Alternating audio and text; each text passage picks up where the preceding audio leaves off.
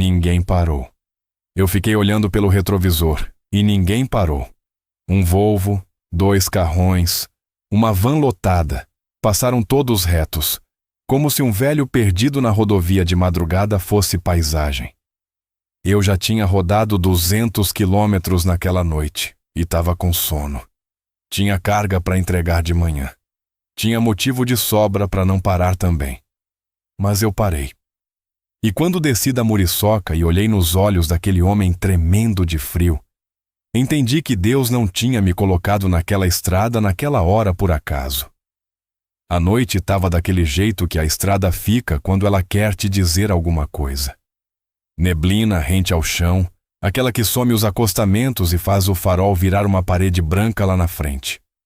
A BR-365 naquele trecho, entre Ituiutaba e Uberlândia, é uma estrada que eu conheço de cor. Cada curva, cada valeta, cada trecho onde o asfalto levanta um palmo depois da chuva e joga o eixo traseiro para fora se você não tiver esperto. Eu cresci rodando esse trecho. Meu pai rodava esse trecho antes de mim. Tem uma faixa perto de Centralina, onde o acostamento afunda no lado direito, e que você só sabe se alguém te avisar ou se você aprendeu do jeito errado.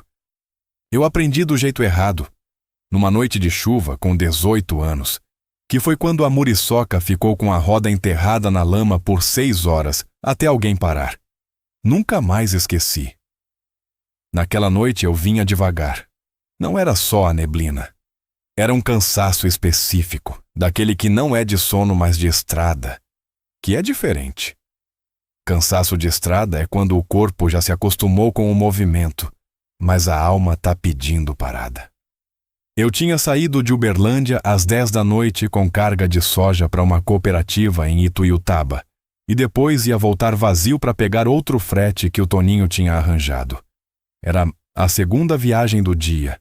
Pela manhã tinha rodado até Patos de Minas e voltado. 400 quilômetros de ida e volta. A muriçoca estava aquecida, funcionando bem como sempre.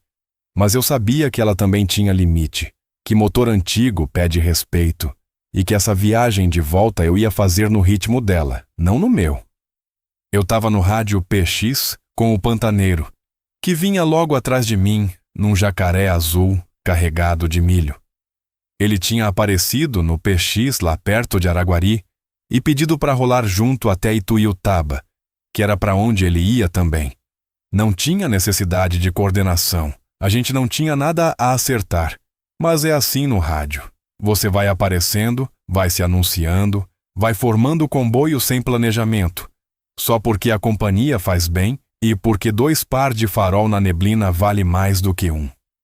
A gente estava falando sobre o preço do frete que tinha caído mais uma vez, aquela conversa de sempre que a gente tem e que não resolve nada, mas que ajuda a passar o tempo e a manter a cabeça longe do sono.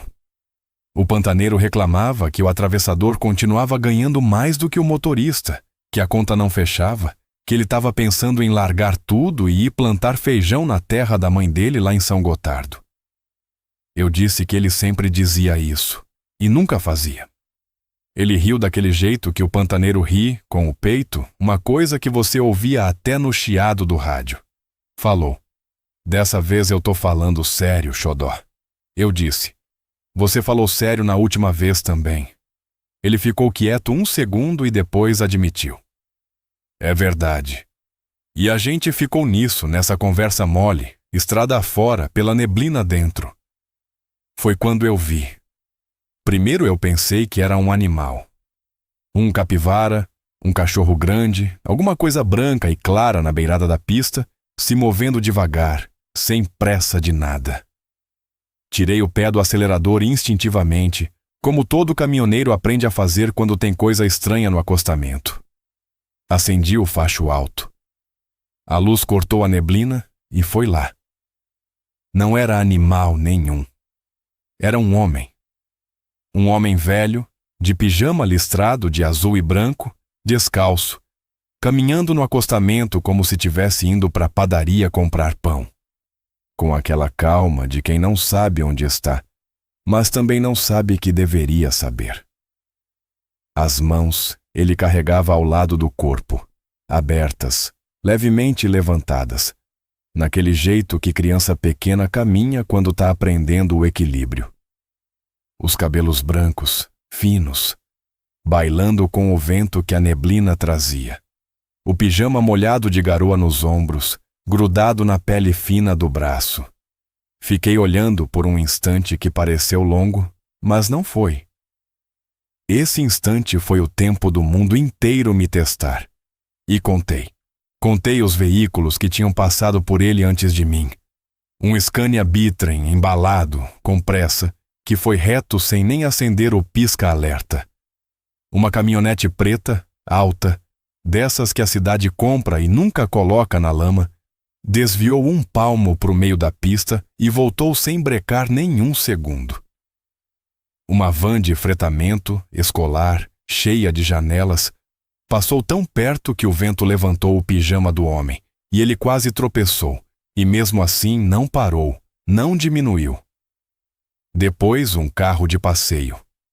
Depois outro, depois outro. Um caminhão-tanque que parecia ir em velocidade maior do que devia naquele trecho. Um ônibus de linha que devia ter 30 pessoas dentro dormindo. 7 veículos. 7. Nenhum parou. A muriçoca já estava com o freio pisado antes de eu pensar direito no que ia fazer. É que caminhão velho não para rápido, então quando você percebe que vai ter que frear de verdade, você começa antes da decisão chegar na cabeça. O coração chegou antes. A muriçoca gemeu aquele gemido dela, de motor antigo que não gosta de ser sacudido de repente, aquela respiração pesada que ela faz quando eu peço demais dela. E foi parando devagar no acostamento, jogando pedra miúda e areia para tudo quanto é lado, até parar de vez uns 30 metros à frente do homem. Se você ainda não se inscreveu no Coração Caminhoneiro, faz isso agora.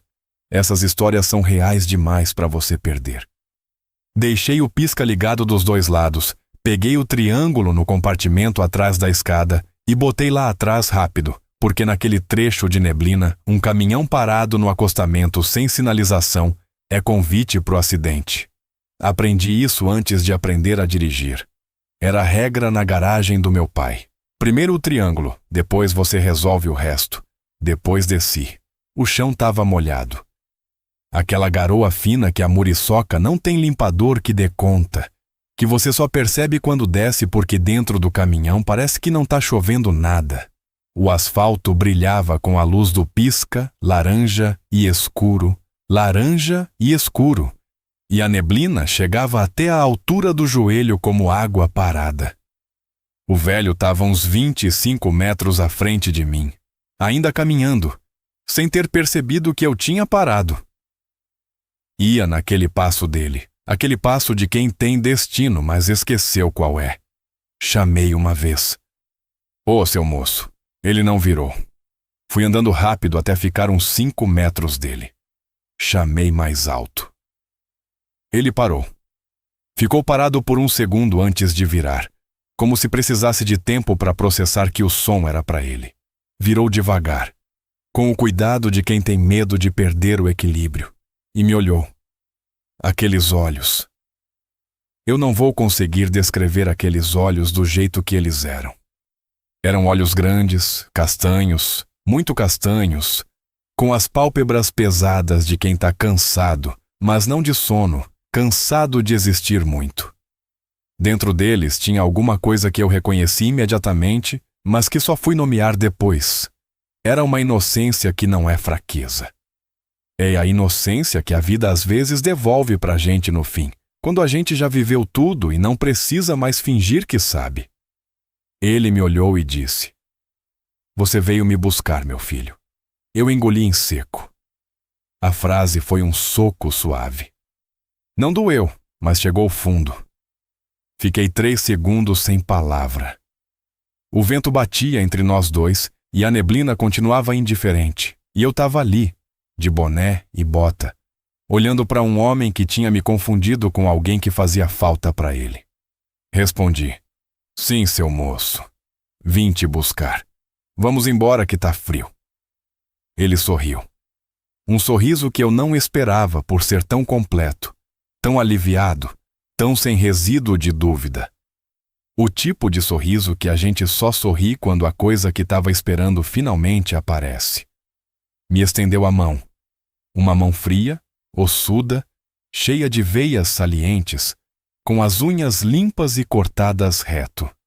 Mão de homem que foi cuidado por alguém que gostava dele. Que agora estava ali, naquela rodovia, sozinho, às 2 da manhã, sem saber como tinha chegado. Segurei a mão dele e fui levando devagar até a muriçoca. Ele ia do meu lado sem fazer pergunta. Confiante como criança que foi ao parque com o pai e agora está de volta para o carro.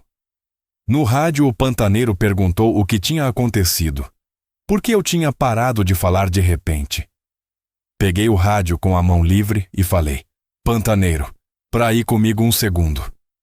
Achei um homem idoso na pista, a pé, sozinho. Preciso de um segundo aqui. A resposta dele foi imediata, sem hesitação, sem pergunta. Já tô parando, xodó. Pode contar comigo. É isso. É exatamente isso que separa quem é da estrada de quem só passa pela estrada. Você chama, o outro para. Sem explicação, sem negociação. Para e pergunta o que precisa depois. Ajudei o velho a subir na muriçoca. A cabine é alta, são 3 degraus para quem tem as pernas boas. Imagina para ele. Segurei pelo braço, ele botou a mão no corrimão, foi subindo com aquela determinação de quem não quer dar trabalho. Quando chegou no banco, ficou olhando para a cabine com curiosidade quieta. Passou a mão no painel, nos botões do rádio, no porta-copos onde eu tinha deixado minha garrafinha. Murmurou alguma coisa que eu não peguei. Depois sentou, ajeitou o pijama nas pernas como se fosse ajustar uma calça social, cruzou as mãos no colo e ficou olhando para frente com uma dignidade que me fez querer tirar o boné. O pantaneiro parou o jacaré uns 50 metros atrás e veio caminhando. Grande como sempre. Ombro largo, passo pesado que fazia barulho mesmo no asfalto molhado. Subiu no estribo da minha janela e olhou para o banco do passageiro. Olhou para o velho. A mandíbula dele se contraiu. Reconheci o gesto. Eu tinha feito o mesmo. Seu moço, como o senhor se chama? Disse o pantaneiro com aquela voz de mineiro de São Gotardo, que parece que está sempre prestes a contar um causo. O velho olhou para ele. Depois olhou para mim. Depois olhou para o para-brisa como se a resposta tivesse lá fora, na neblina. Ficou um tempo assim. Aquela pausa que não é hesitação. É outra coisa. É a memória procurando a gaveta certa e encontrando a gaveta aberta, vazia, o conteúdo espalhado no chão sem ordem. Benedito, ele disse por fim. Benedito Alves Drummond. Falou o nome com uma clareza que me surpreendeu, como se o nome fosse a última coisa que ele ainda tinha com certeza. E onde o senhor mora, seu Benedito? Nova pausa. Mais longa dessa vez. Eu vejo minha filha. Eu moro com minha filha. Mas eu não sei o endereço da casa dela. O nome da filha, o senhor sabe? Ele não hesitou dessa vez. Débora. Minha Débora. Ela vai estar preocupada comigo. Tentei o celular. Sem sinal naquele trecho que era o de sempre, eu sabia que ia ter sinal uns 5 quilômetros à frente no cruzamento, com o acesso à Centralina, onde tem uma torre. O pantaneiro tentou o dele. Mesmo resultado. Decidimos rodar devagar até o cruzamento e de lá tentar contato ou achar um posto com telefone fixo. Enquanto a muriçoca andava naquele passo de coruja, eu fui puxando o assunto com seu Benedito. Não perguntando diretamente, porque pergunta direta assusta a pessoa com Alzheimer. Só conversando, falei da neblina que ela tinha baixado mais do que o normal naquela noite. Que esse trecho da 365 às vezes ficava fechado de verdade no inverno. Ele concordou. Disse que neblina, assim, ele via quando morava no sul de Minas, numa cidade que ele chamou de Delfim Moreira, mas que depois corrigiu para Venceslau Braz, sem perceber que eram duas cidades diferentes. Perguntei se ele tinha sido criado por lá. Ele disse que não, que tinha nascido em Patos de Minas, mas que tinha morado em muitos lugares por causa do trabalho. Que trabalho era esse, seu Benedito?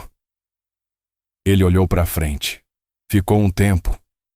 E então disse com aquela clareza de antes: eu era fiscal de estrada. Trabalhei 40 anos nisso, até me aposentar. Eu não disse nada, mas alguma coisa se mexeu no peito. Fiscal de estrada. Homem que passou 40 anos numa rodovia, de uma maneira ou de outra, e que agora estava sendo encontrado numa rodovia de madrugada, de pijama, perdido. Tem uma ironia nessa vida que chega antes da compreensão. No cruzamento, o sinal apareceu. 2 barzinhos, o suficiente. Parei a muriçoca, deixei o pantaneiro com o velho e desci para tentar. Não tinha como procurar um número de Débora sem sobrenome e sem cidade certa. Mas o rádio PX alcança longe naquele trecho, e o canal geral é o canal que todo caminhoneiro que está rodando escuta. Chamei no canal com calma. Alguém no PX que conheça ou que saiba de um seu Benedito Alves Drummond, idoso, que está comigo aqui no cruzamento da 365, com o acesso à centralina? Família, vizinho, qualquer QRA que conheça. O canal ficou quieto uns 10 segundos. Depois, um caminhoneiro de Ituiutaba respondeu que não conhecia o nome, mas que ia repassar no grupo de WhatsApp da praça. Depois, um de Uberlândia disse que ia acionar o SAMU da regional. Depois, um terceiro, que estava vindo de Monte Alegre de Minas, disse que tinha escutado falar numa parada de caminhão lá perto, num idoso sumido de Capinópolis. Família procurando desde a tarde. Capinópolis. 38 quilômetros de onde eu tinha encontrado o velho. Fui até o pantaneiro e contei. Ele coçou a nuca, olhou para o velho que estava tranquilo na cabine e disse: bicho, esse velho tem guardião. Saiu de Capinópolis e chegou aqui inteiro. Descalço, de pijama, isso é coisa de Deus. Eu olhei para o seu Benedito pela janela.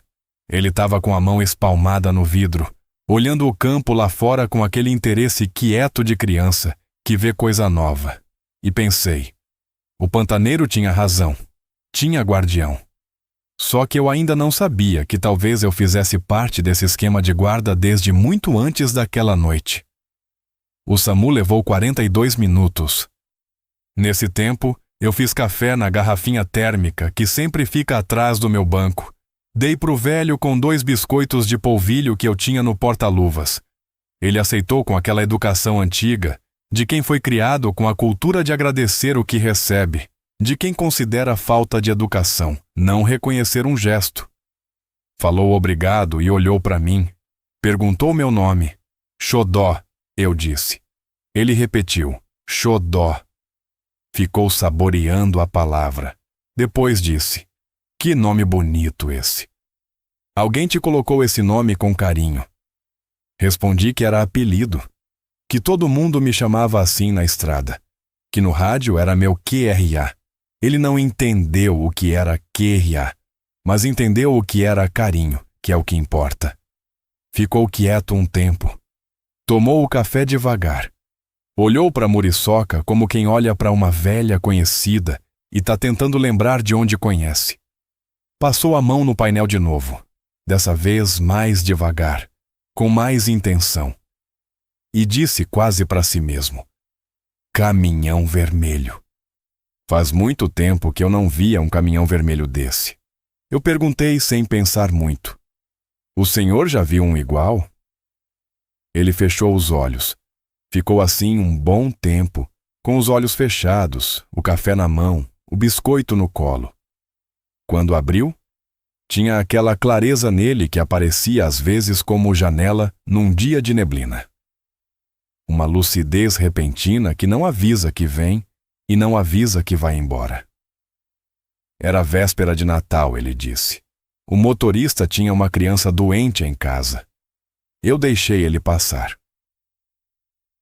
Eu não perguntei mais nada porque ele fechou os olhos de novo e pareceu cansado. Mas aquelas palavras ficaram.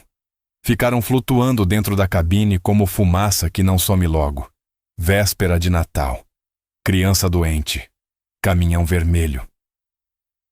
Eu guardei sem entender ainda, porque algumas coisas a gente guarda antes de entender. Quando o SAMU chegou, junto com uma viatura da Polícia Rodoviária Federal que apareceu atrás, a atmosfera mudou. Não de uma vez, mas foi mudando. Como quando o céu fica pesado antes da chuva e você sente antes de ver. A ambulância ficou com o velho. Paramédicos verificando pressão, temperatura, orientação, fazendo as perguntas de praxe com aquela paciência treinada que eu respeito. Mas a viatura parou do meu lado e o cabo que desceu já veio com aquela postura. Jovem. Não devia ter 30 anos, bem fardado. O tipo de policial que ainda está mais preocupado em parecer autoridade do que em ser autoridade. Olhou para mim, olhou para a muriçoca, olhou para o pantaneiro que ficou parado do meu lado com os braços cruzados. Você que achou o idoso? O cabo perguntou. Sim, senhor. Tava caminhando no acostamento, descalço, sozinho. Eu parei e coloquei ele dentro do caminhão até o socorro chegar. E por que você parou? Respirei pelo nariz. Porque era um ser humano na beira da pista às 2 da manhã. Ele não gostou.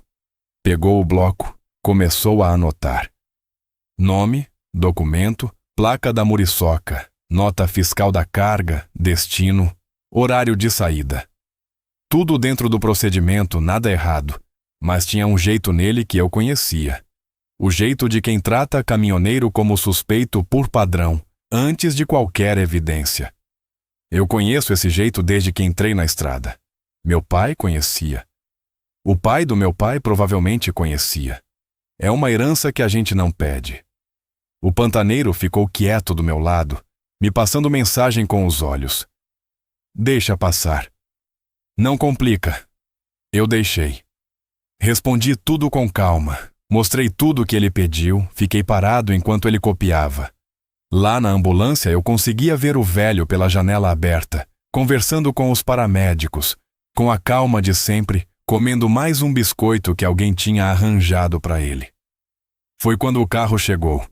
Uma Toyota Hilux branca, 0 km, rodas limpas demais para ser de quem usa fazenda de verdade.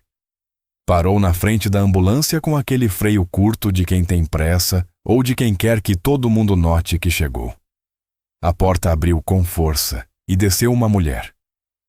Ela devia ter uns 50 anos, mas se cuidava para parecer 40.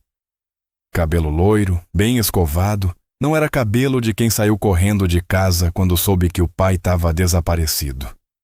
Era cabelo de quem se arrumou antes de sair. Roupa arrumada, brinco grande, batom, não era descuido. Era uma mulher que não saía sem estar pronta, nem em emergência.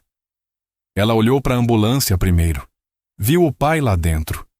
Colocou a mão no peito com aquele gesto de alívio que a gente faz quando a coisa que temia não aconteceu. E por 2 segundos eu pensei que ia ser uma história boa de contar. A filha chega, corre até o pai, abraça, chora, agradece. 2 histórias.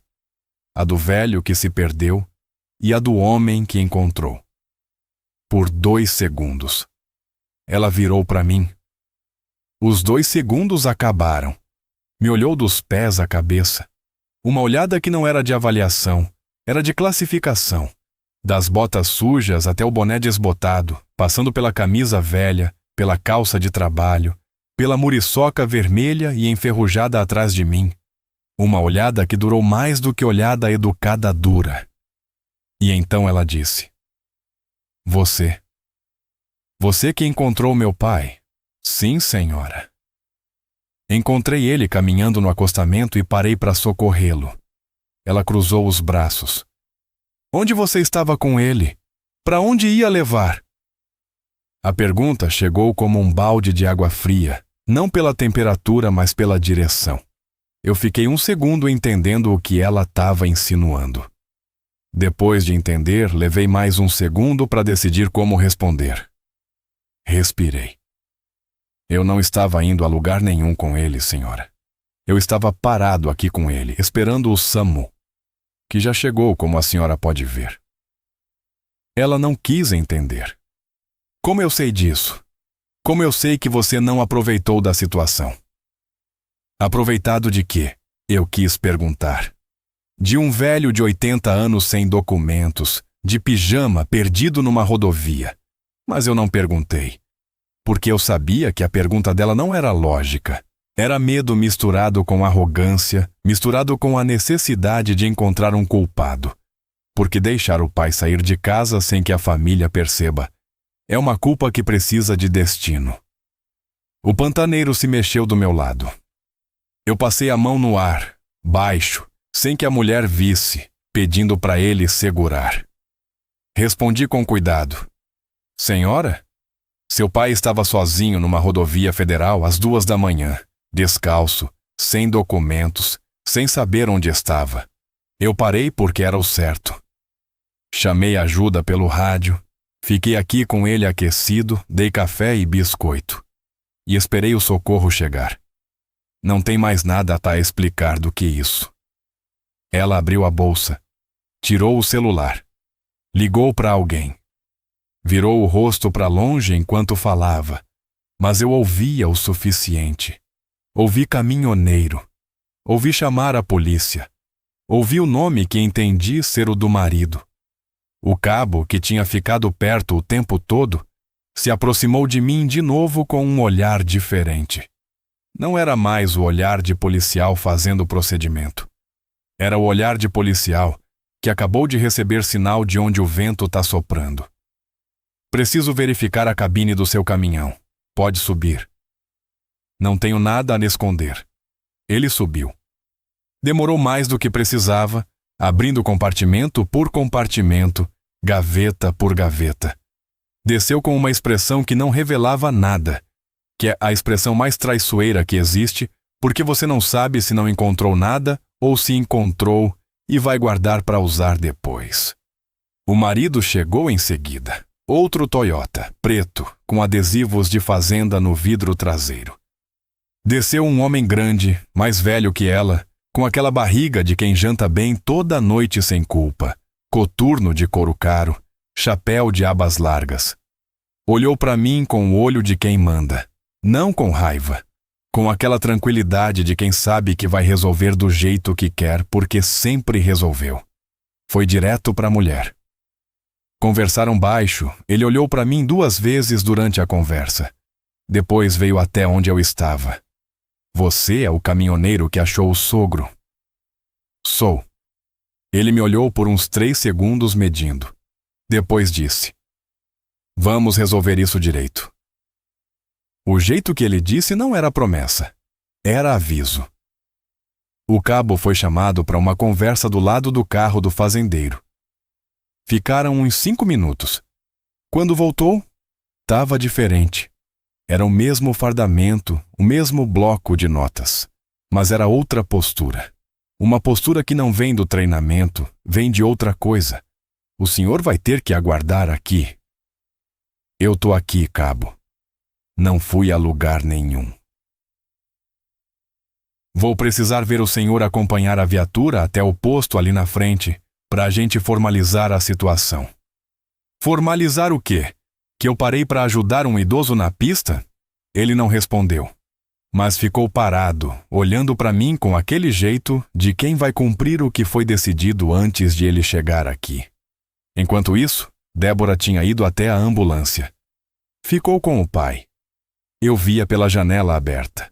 Via o velho segurando a mão dela com as 2 mãos, sorrindo para ela. Via ela com o telefone na outra mão, inclinado de um jeito que não era para ligar, era para filmar. Filmando o pai, filmando a ambulância, filmando para mostrar depois que ela chegou, que ela estava lá, que ela foi buscar. Ela saiu da ambulância. Veio na minha direção com aquela determinação de quem já decidiu o que vai fazer. Parou a uns 2 metros, ergueu o celular E então falou em voz alta, mais alta do que conversa, mais alta do que situação privada, alta o suficiente para todo mundo que estava naquele cruzamento ouvir. Esse caminhoneiro tentou levar meu pai embora. Quem tiver aqui como testemunha, por favor, se identifique. O silêncio que veio foi o tipo que machuca. Não porque o silêncio concordava com ela, mas porque o silêncio é o que acontece quando as pessoas preferem não se envolver.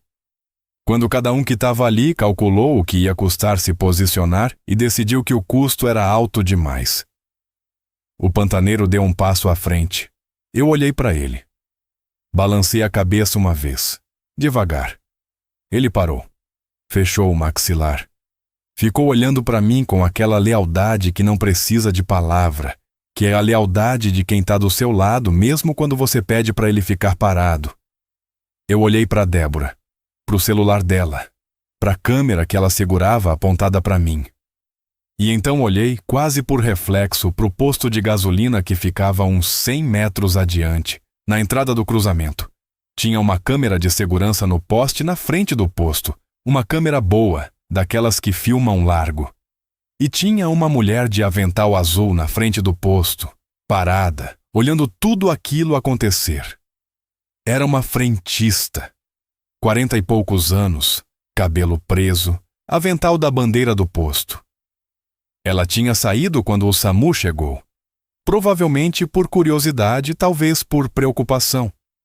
E ficou olhando.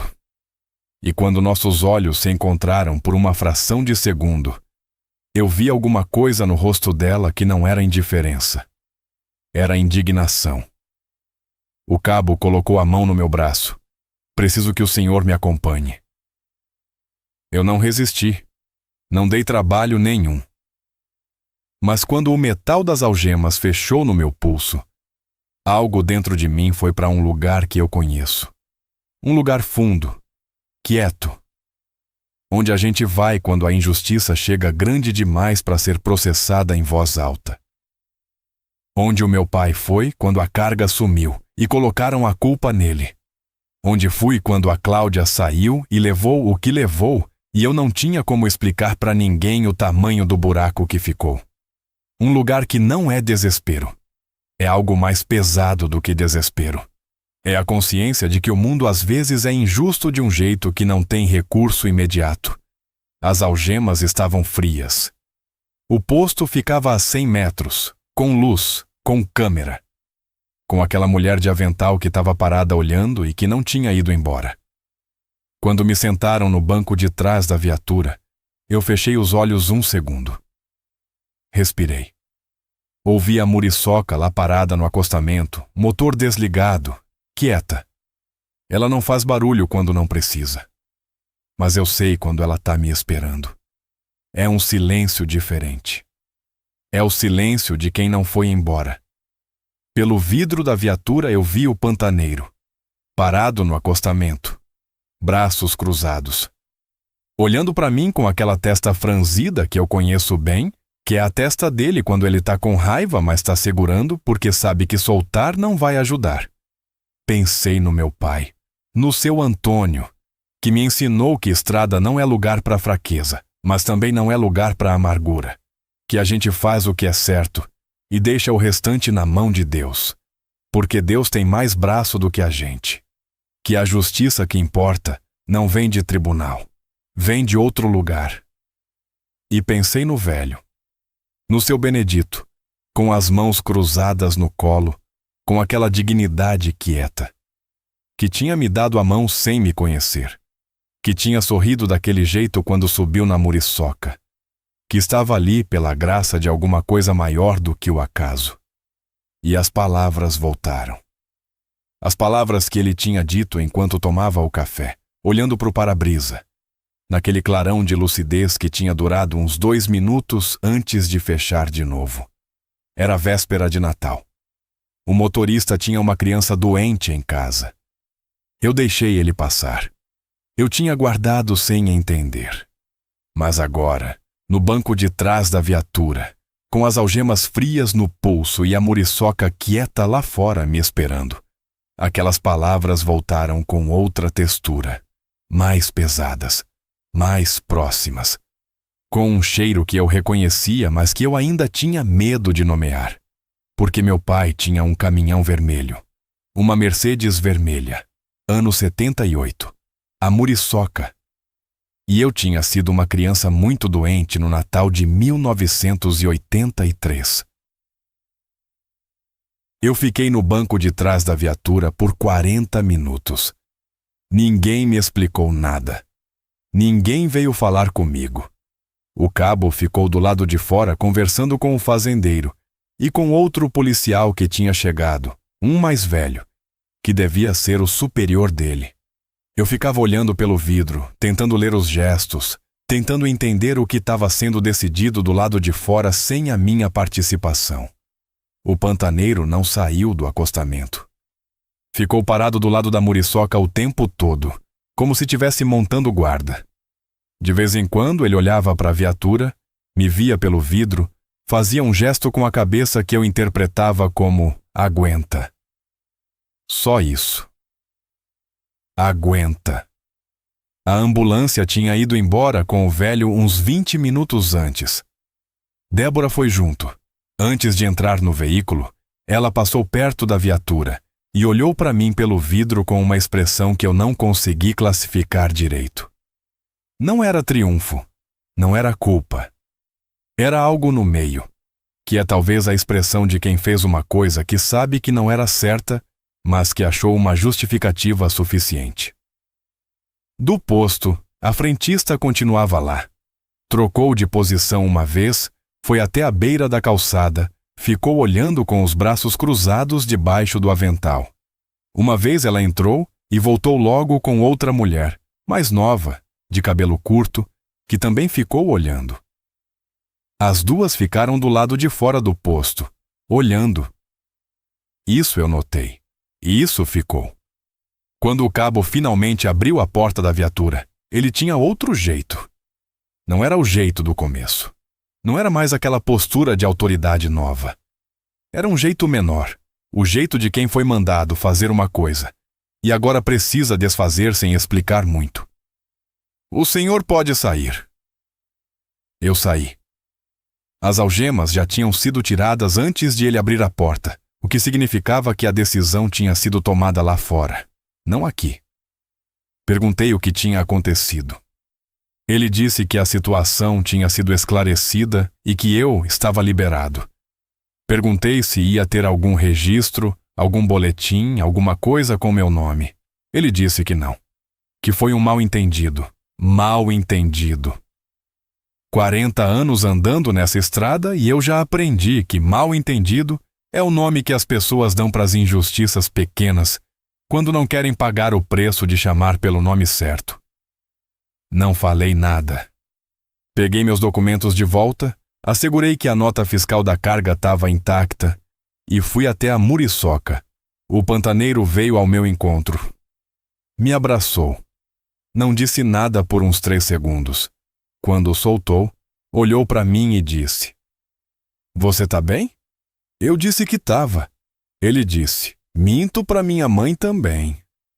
A gente ficou quieto um segundo.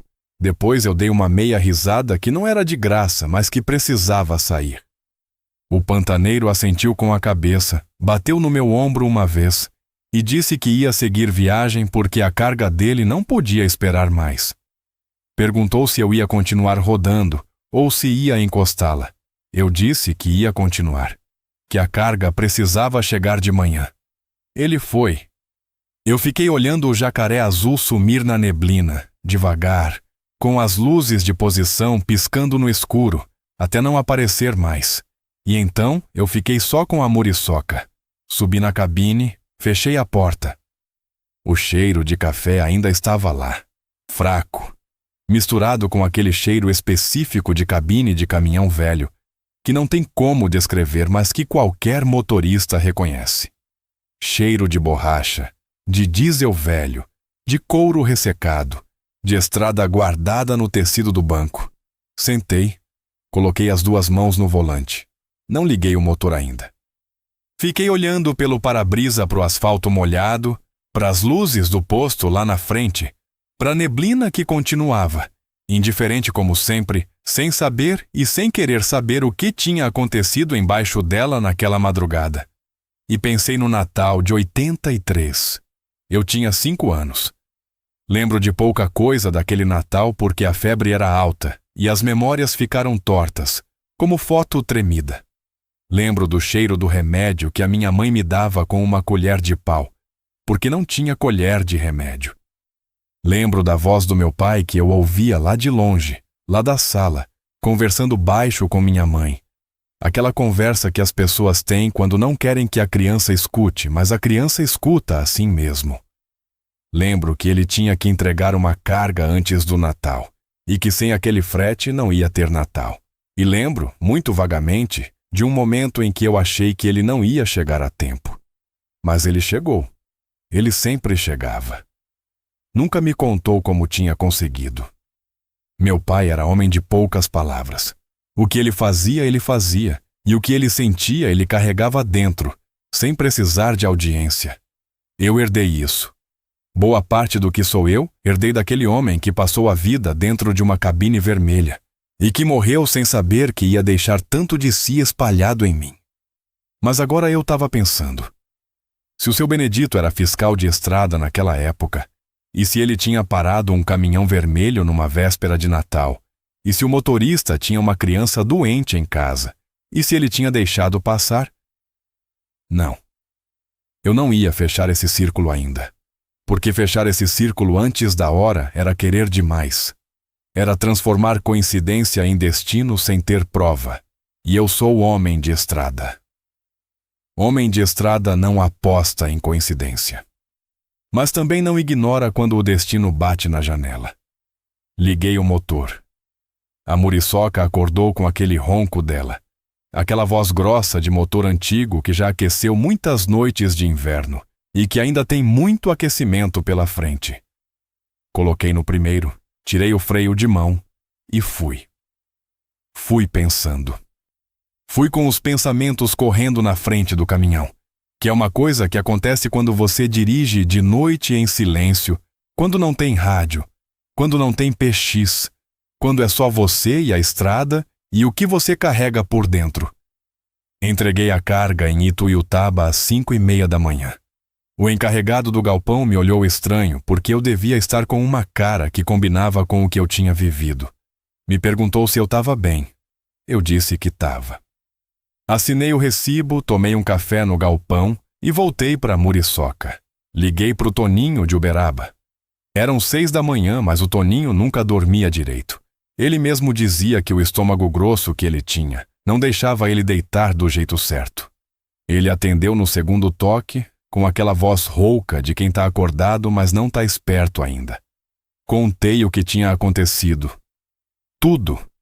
Do velho no acostamento até as algemas, até a liberação. O Toninho ficou quieto o tempo todo. Quando eu terminei, ele ficou quieto mais um pouco. Depois disse: Xodó, você fez o certo. E quem faz o certo às vezes paga antes de receber, mas recebe. Eu disse: Tomara, Toninho. Ele disse: Não é tomara não, é certeza. Agora descansa um pouco antes de pegar o próximo frete. Desliguei e fui dormir no beliche que fica na parte de trás da cabine. 2 horas. Foi o suficiente. Quando acordei, o sol já tinha cortado essa neblina e a estrada estava seca e clara como se a noite anterior fosse invenção. Esse é um dos truques da manhã. Ela apaga o peso da noite com uma eficiência que às vezes é bonita e às vezes é quase ofensiva. Fui até uma lanchonete perto do pátio, comi um pão de queijo e bebi 2 cafés. E quando peguei o celular vi que tinha uma mensagem nova. Era de um número que eu não conhecia. A mensagem dizia: Senhor, meu nome é Dona Irene. Eu sou a frentista do posto no cruzamento da BR com o acesso à Centralina. Eu vi tudo o que aconteceu com o senhor essa madrugada. Eu queria que o senhor soubesse que a câmera do posto gravou tudo e que eu guardei a gravação. Fiquei olhando para a mensagem por um tempo. Depois respondi: Obrigado, Dona Irene. Que Deus abençoe a senhora. Ela respondeu em menos de 1 minuto. Já abençoou. Me deu coragem para não ficar quieta. Guarda isso. Guarda porque vai precisar. Foi o que ela disse na mensagem seguinte. Eu guardei. Naquele dia, eu não sabia ainda o tamanho do que aquela gravação ia significar. Não sabia que a história não tinha terminado naquela madrugada. Não sabia que o que tinha começado na beira da BR-365 ainda tinha muito capítulo pela frente. Peguei o frete do Toninho, rodei o dia inteiro, voltei para Uberlândia tarde da noite. 2 dias se passaram. Eu fui levando como sempre fui, uma viagem de cada vez, uma entrega de cada vez, a muriçoca na frente e o resto atrás. No 3º dia, o telefone tocou com um número de Capinópolis. Eu atendi com aquela cautela de quem não sabe o que vem. A voz do outro lado era de homem, mais velho, com aquele sotaque de triângulo mineiro que eu conheço de berço. Ele disse: "O senhor é o Xodó? O caminhoneiro que encontrou meu sogro na rodovia?" Eu disse que era. Ele ficou quieto 1 segundo.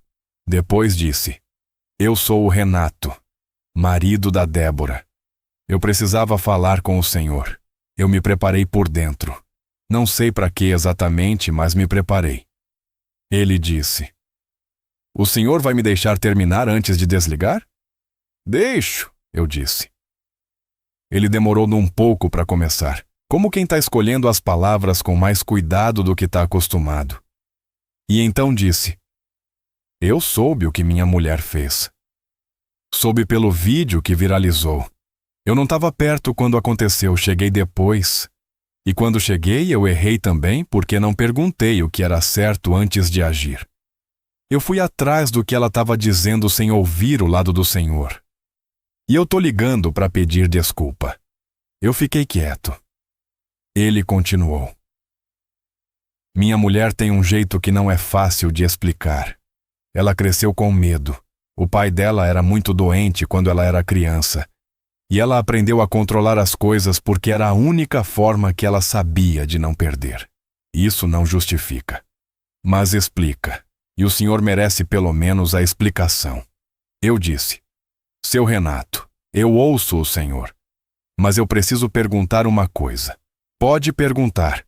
Seu sogro, o seu Benedito. Ele tá bem?" Tem uma pausa do outro lado. Depois: Tá em casa, descansado. O médico disse que fisicamente ele não teve nenhum machucado. Só o susto, que para ele passou rápido porque a memória dele não retém. Mas ele fica perguntando pelo caminhoneiro. Fica perguntando pelo homem do caminhão vermelho que foi buscar ele. Senti alguma coisa no peito que eu não nomeei na hora. "Seu Renato", eu disse, "tem uma coisa que o seu sogro falou para mim naquela madrugada que eu preciso entender melhor. Ele falou de um caminhão vermelho que ele parou numa véspera de Natal. O motorista tinha uma criança doente. Ele deixou passar. O senhor sabe alguma coisa sobre isso?" Silêncio de novo. Mais longo dessa vez. O Renato disse: "O senhor vai ter que vir aqui, Xodó." "Por quê?" "Porque isso não é conversa de telefone. E porque meu sogro vai querer ver o senhor de novo." Na hora que eu falei o nome do senhor para ele hoje de manhã, ele ficou mais lúcido do que eu vi ele ficar em meses. Eu engoli. Disse que ia até lá. Capinópolis fica a 1 hora de Ituiutaba. Eu fui numa tarde de sexta-feira, depois de entregar uma carga, com a muriçoca limpa que eu tinha lavado naquela manhã sem saber por quê, mas sentindo que precisava. É o tipo de coisa que a gente faz quando vai a um lugar que tem peso, mesmo sem saber ainda o tamanho do peso.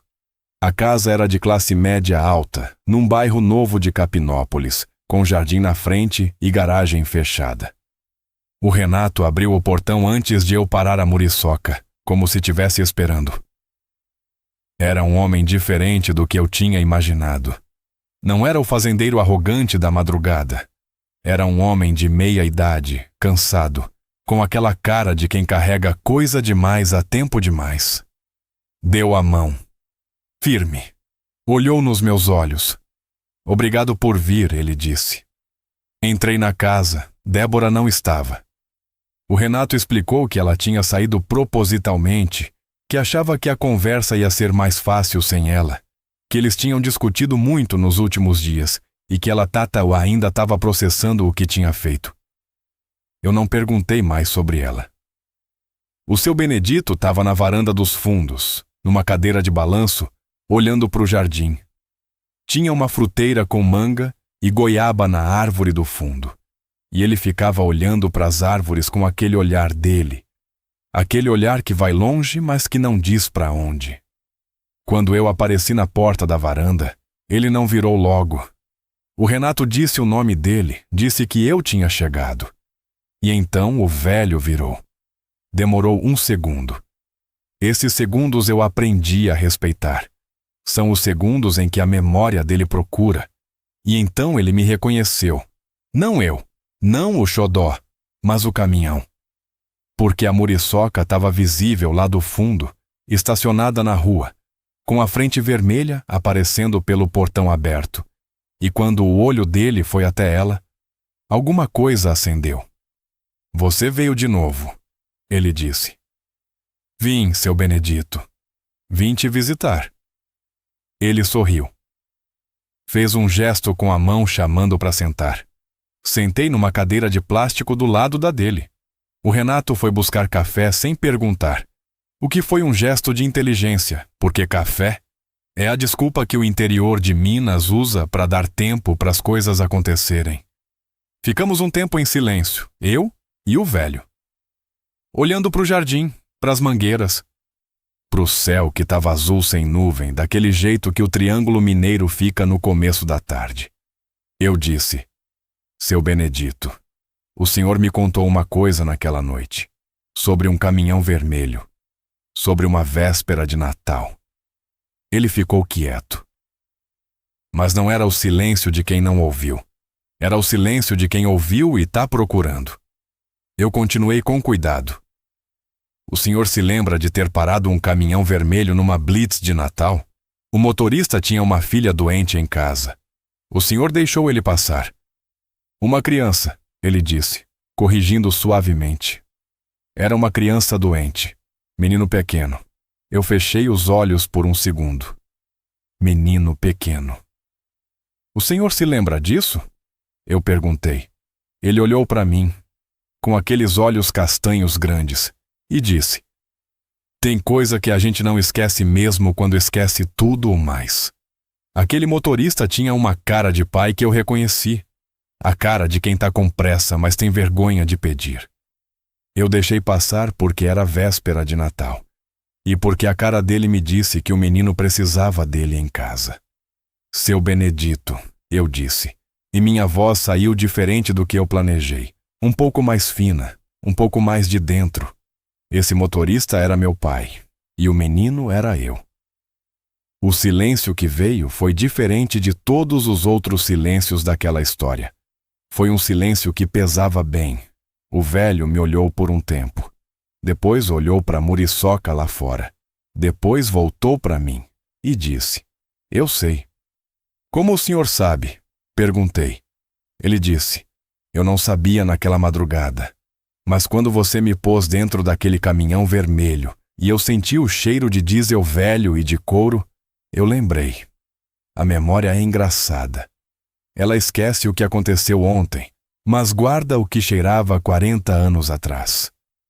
Eu fiquei olhando para ele. Eu precisava dizer alguma coisa. Mas não achei o quê. Então não disse nada. E às vezes não dizer nada é a coisa mais certa. O Renato voltou com o café e ficou parado na porta da varanda, lendo o ar. E teve a sabedoria de não perguntar nada. Só deixou as xícaras e foi. Tomei o café. O velho tomou o dele.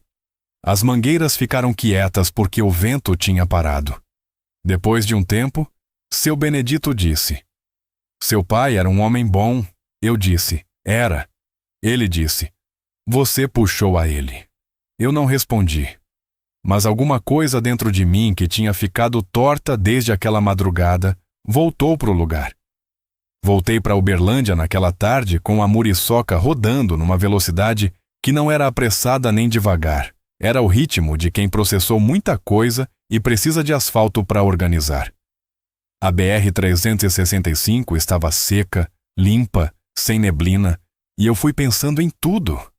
Pensando no meu pai, que tinha passado a vida fazendo o certo em silêncio e que nunca me contou sobre aquela blitz de Natal porque para ele não era história para contar.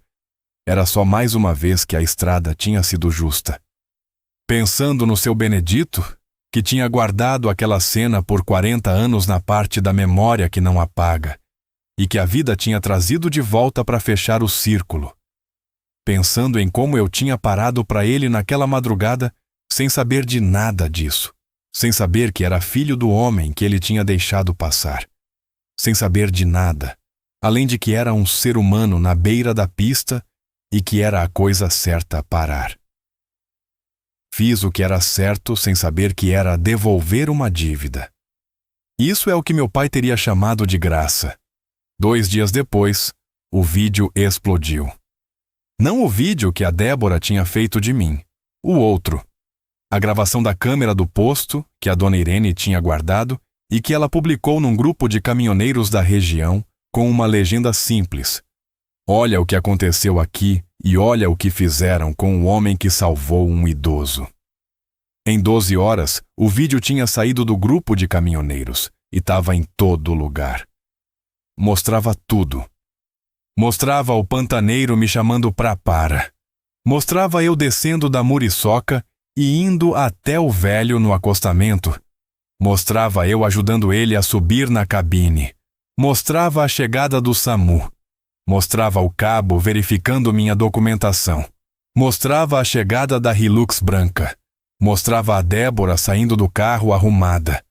Mostrava ela levantando o celular e falando em voz alta aquela acusação. Mostrava o cabo colocando as algemas em mim. Mostrava o pantaneiro parado no acostamento olhando. Mostrava as algemas sendo tiradas 40 minutos depois. Mostrava tudo.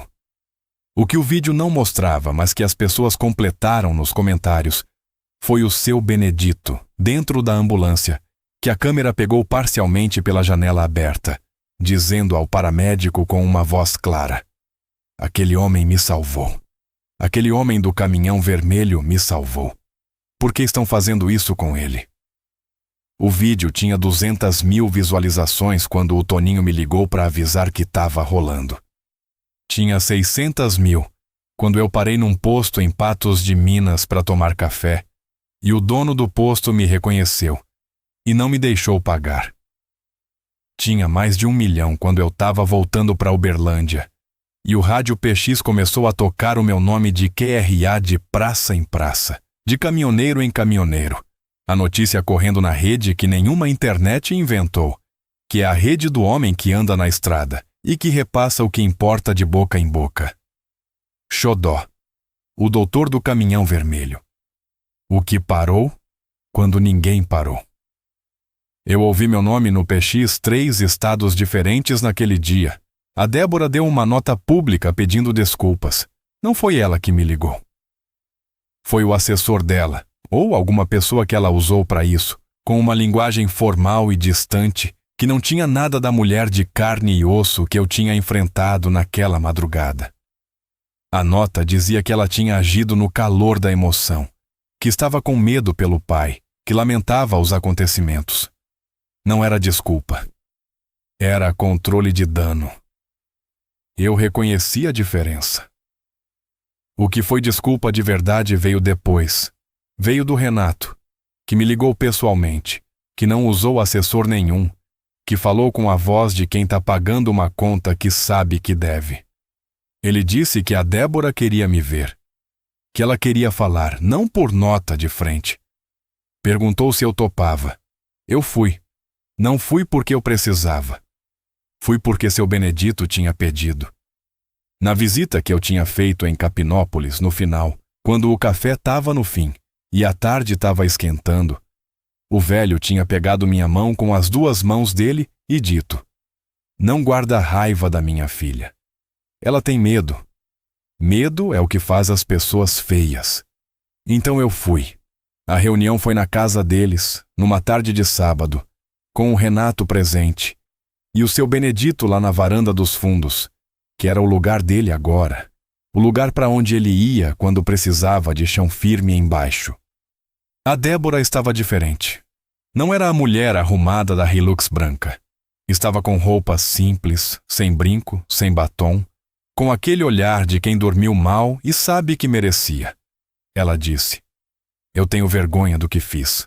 Eu disse: "Eu ouço a senhora." Ela disse: "Eu cresci com medo de perder meu pai.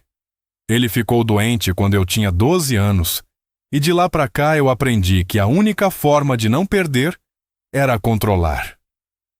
Controlar tudo. E quando eu cheguei naquela madrugada e vi ele dentro de um caminhão que eu não conhecia, com um homem que eu não conhecia, o medo virou antes que eu pudesse pensar." Eu deixei ela falar. Não interrompi. Ela continuou: "Eu sei que não justifica.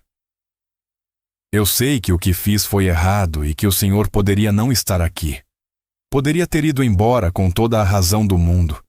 E eu precisava olhar nos olhos do senhor e falar isso." Eu olhei para ela por um tempo.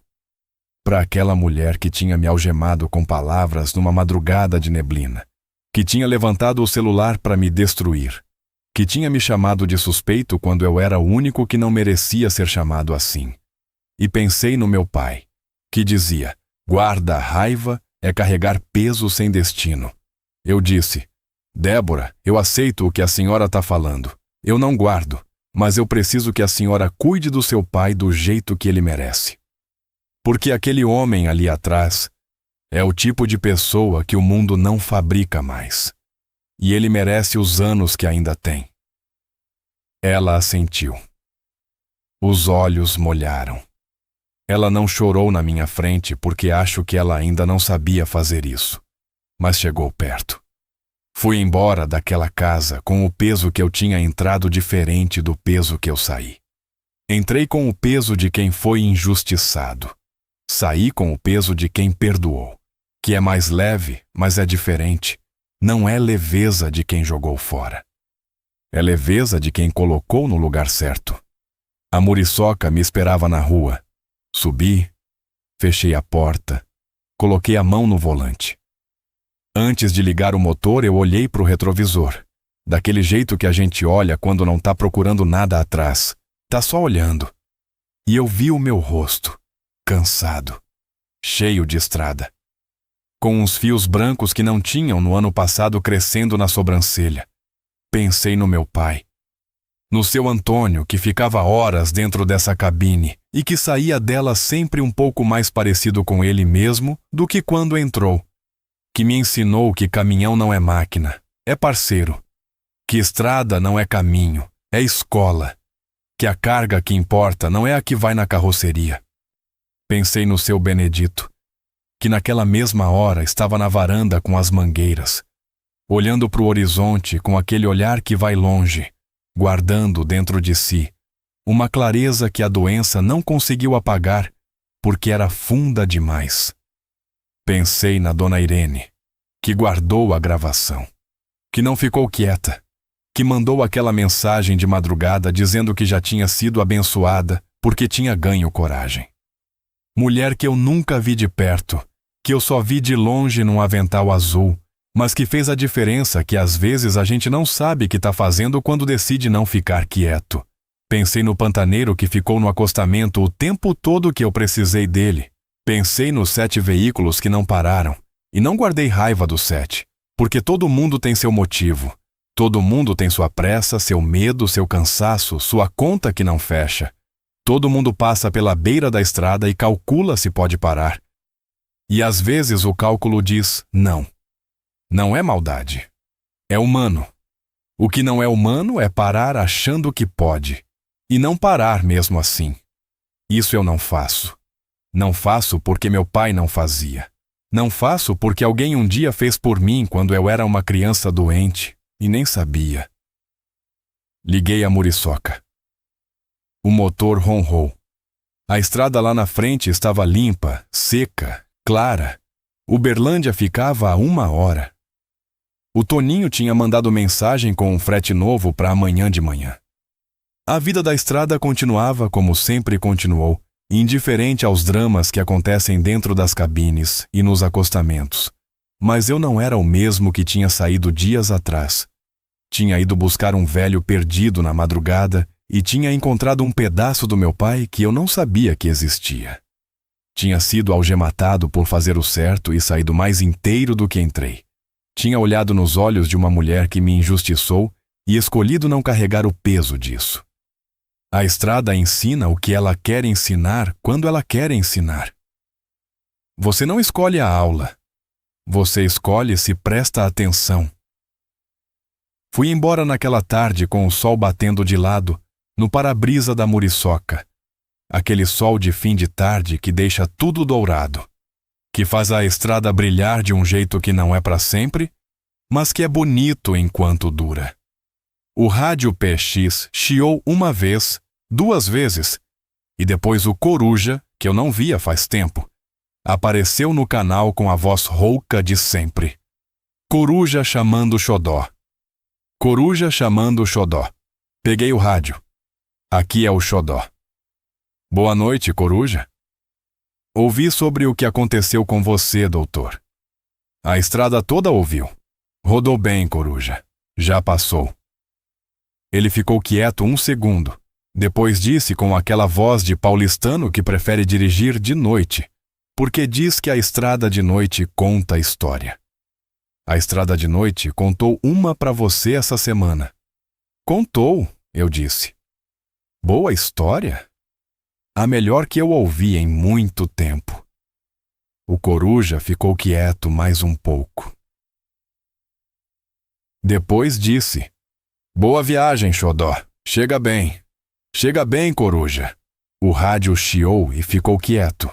E eu fui, pela estrada afora, com a muriçoca vermelha e velha e fiel cortando o fim de tarde, levando comigo o que eu sempre levei: a carga na carroceria, a estrada na frente, e o meu pai dentro do peito me ensinando ainda, como sempre ensinou, em silêncio,